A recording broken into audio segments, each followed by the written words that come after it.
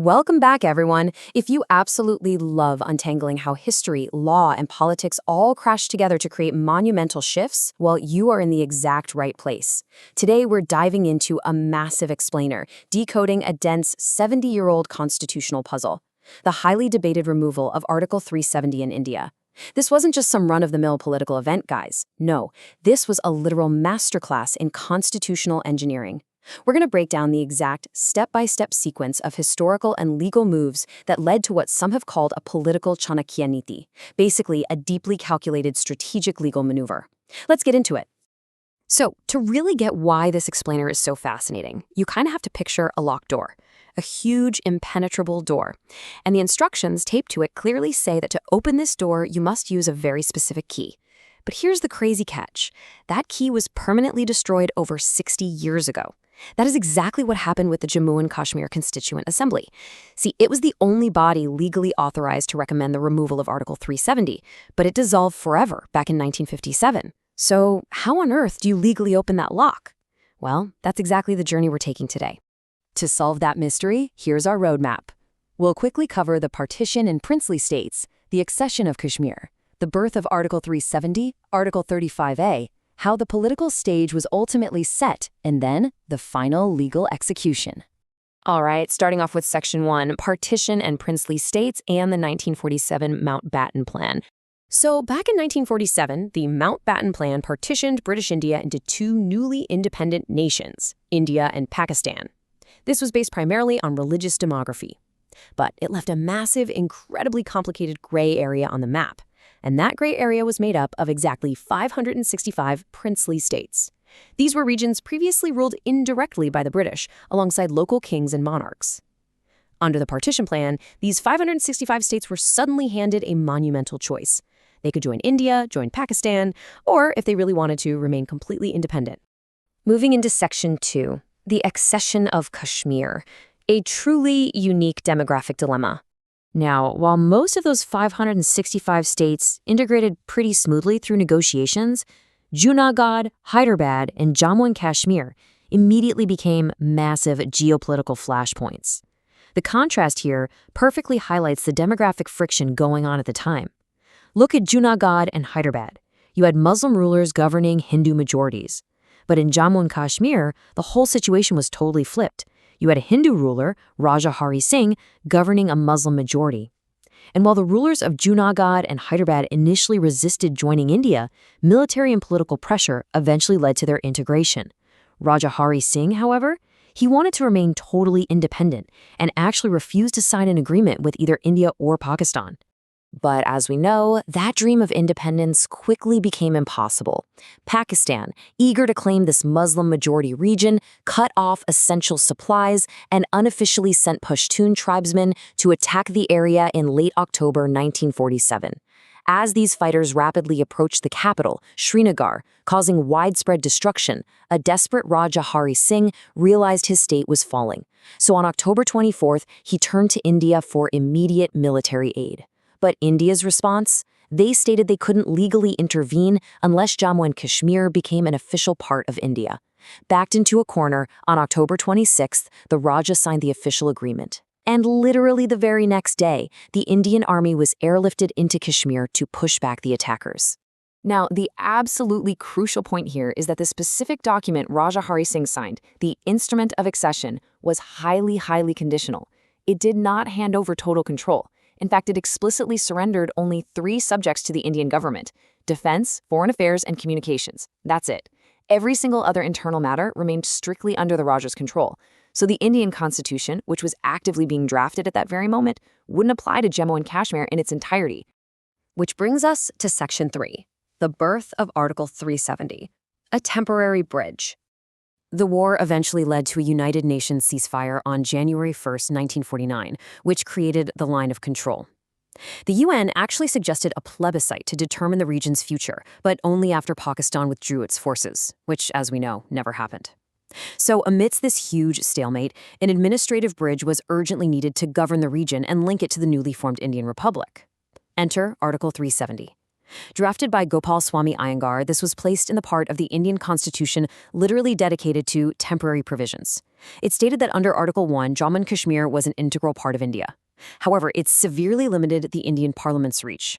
Parliament could only make laws regarding those three things: defense, foreign affairs, and communications.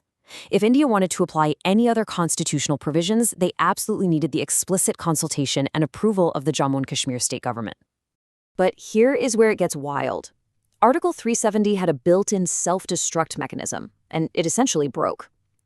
The law stated that to officially remove Article 370, the President of India needed the approval of the Jammu and Kashmir Constitutional Assembly. That was the local body tasked with writing the state's own constitution. But once they finished writing that constitution in 1957, that assembly dissolved forever. Because the authorized assembly ceased to exist over 60 years ago, regional political leaders were incredibly confident that Article 370 was permanently, irreversibly locked into the Indian constitution. The key was gone. No way around it, or so they thought. Let's look at Section 4, Article 35A, and strengthening that lock. So, to implement broader Indian institutions in the region, like the Supreme Court and the Election Commission, the central government and the state government sat down and negotiated. This led to the 1954 presidential order, which nested Article 350A right under Article 370. This authorized a separate state flag, initially allowed the head of state to be called a prime minister, and most controversially, enforced strict state subject laws. These laws basically protected local demographics by legally barring non-residents, yes, even citizens from other parts of India, from purchasing land, settling down, or holding state government jobs in J&K. While it absolutely protected local interests, critics neutrally described this as essentially creating a form of dual citizenship within India, a really stark contrast to the rest of the nation.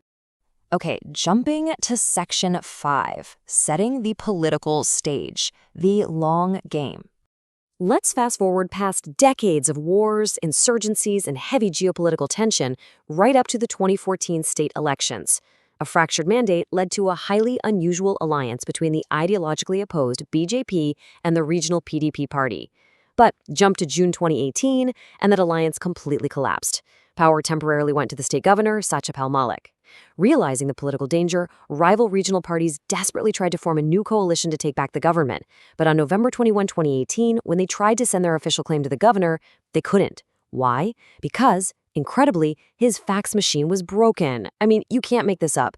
Coincidence or not, this literally broken machine prevented a local government from forming, and the governor dissolved the assembly entirely. And what happened next brilliantly illustrates the ultimate power shift. After 6 months of governor's rule, the law dictated that president's rule must be invoked. So on December 20, 2018, a presidential notification was issued that honestly changed everything. The power of the elected state government was legally transferred directly to the governor, who is a central government appointee. And the power of the legislative assembly? That was transferred to the Indian parliament. The central government now legally held all the keys to the state's decisions.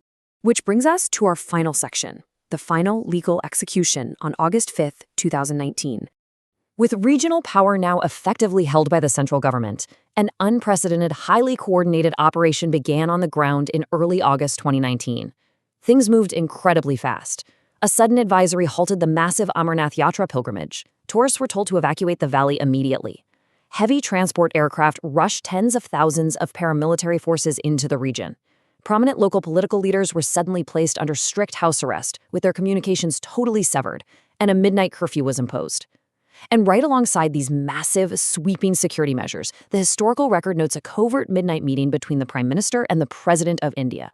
Now, here is the exact legal heist, step by step. Remember that missing key we talked about? The dissolved 1957 Constituent Assembly?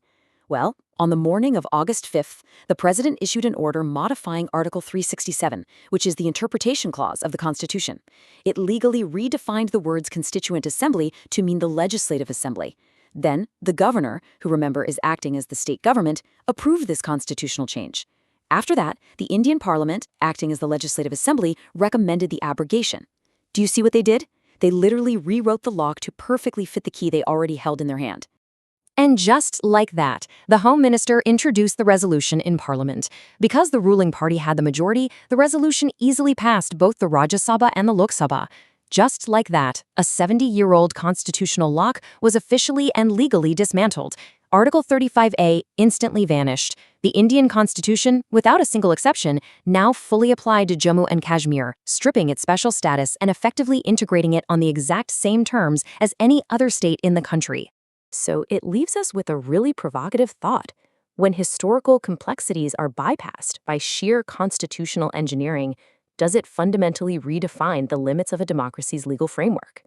We hope this explainer has illuminated the incredibly complex mechanics behind one of history's most debated legal maneuvers. It's a profound example of how laws written decades ago can be unpicked with absolute surgical precision. Thank you so much for joining me today. Keep questioning the structures around you, and I will see you all in the next explainer.